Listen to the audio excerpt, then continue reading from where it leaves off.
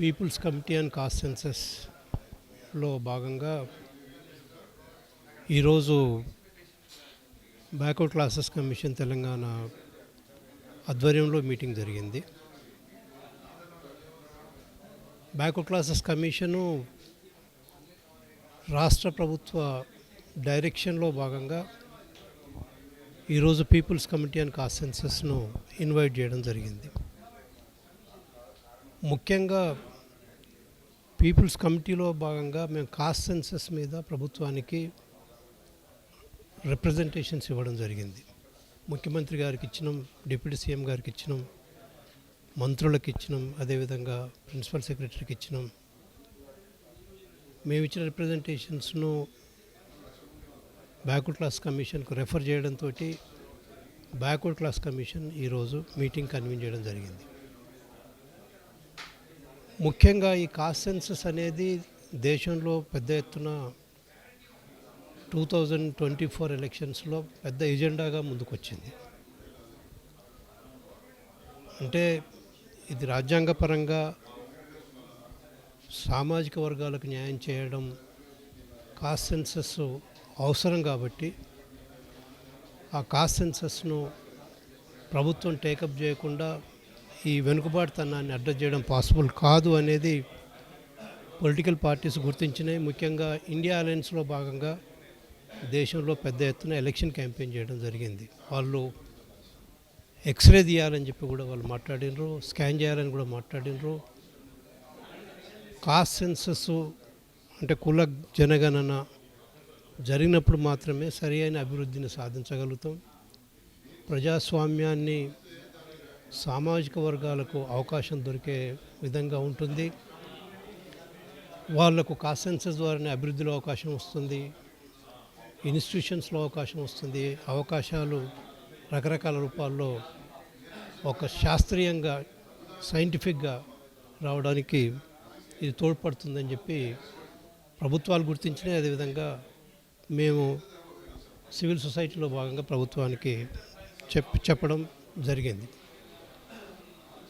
అయితే ఒకవైపు India alliance దేశంలో ప్రచారం చేస్తూ తెలంగాణ ప్రభుత్వం చేస్తుందని చెప్తున్నప్పటికీ కూడా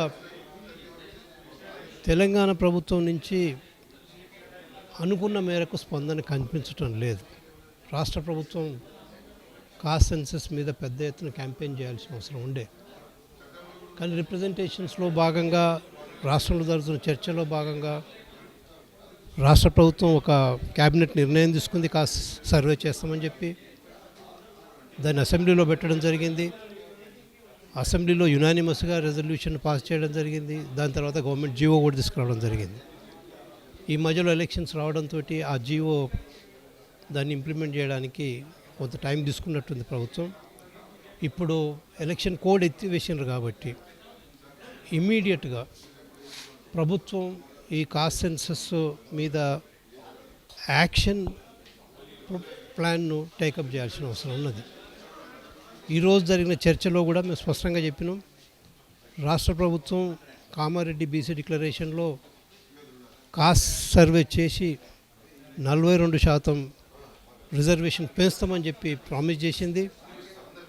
ఆ ప్రామిస్లో భాగంగా రేపు పంచాయతీ ఎలక్షన్ జరగబోతున్నాయి కాబట్టి కాస్ట్ సెన్సస్ జరిపి కుల సర్వే చేసి కుల జనగణన జరిపి రిజర్వేషన్స్ను బ్యాక్వర్డ్ క్లాసెస్కు 42% 42% పెంచాల్సిన బాధ్యత ప్రభుత్వం మీద ఉన్నది.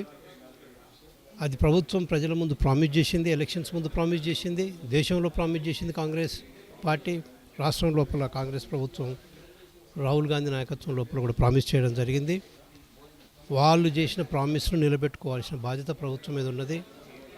ప్రభుత్వం వెంటనే స్పందించి ఈ కాస్ట్ సెన్సస్ మీద యాక్షన్ ప్లాన్ టేకప్ చేస్తూ కాస్ట్ సెన్సస్ను కంప్లీట్ చేయాలని చెప్పి మేము విజ్ఞప్తి చేస్తున్నాం. అదేవిధంగా ఈ కాస్ట్ సెన్సస్కు పెద్ద టైం ఎక్కువ తీసుకోవాల్సిన అవసరం లేదు. కాస్ట్ సెన్సస్ ఒక 3 నెలల్లో కంప్లీట్ చేయొచ్చు. మేము ఆ క్వశ్చనర్ కూడా ఇచ్చినాం, యాక్షన్ ప్లాన్ కూడా ఇచ్చినాం. దానికి కావాల్సిన అన్ని ఇన్పుట్స్ కూడా మేము బ్యాక్వర్డ్ క్లాస్ కమిషన్కి సబ్మిట్ చేయడం జరిగింది.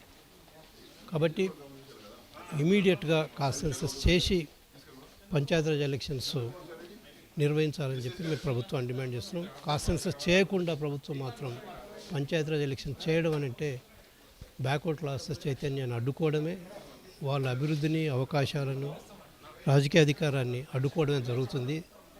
ఇది దేశంలో వస్తున్న చాలా ప్రధానమైన డిమాండ్, గత 70 ఏళ్ళ నుంచి వస్తున్న డిమాండ్. కాబట్టి దీన్ని డెఫినెట్గా ప్రభుత్వం టేకప్ చేసి ఈ 42% ఇంక్రీజ్ చేసిన తర్వాతనే పంచాయతీరాజ్ ఎలక్షన్స్ పెట్టి ఈ బ్యాక్వర్డ్ క్లాసెస్కి అవకాశాలు కల్పించాలని చెప్పి people's committee and caste census నుంచి మేము డిమాండ్ చేస్తున్నాం.